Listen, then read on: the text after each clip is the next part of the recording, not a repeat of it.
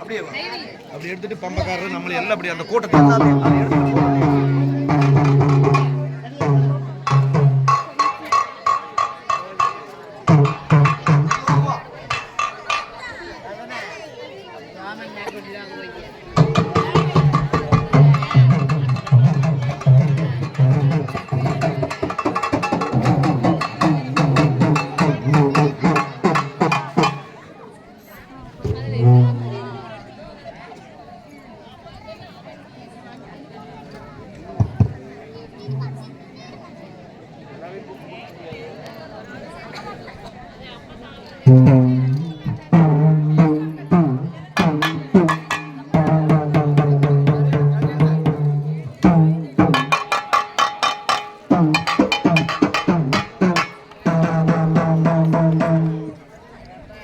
இந்த பனங்காட்டூரிலே நம்ம வள்ளி பொம்மைக்கு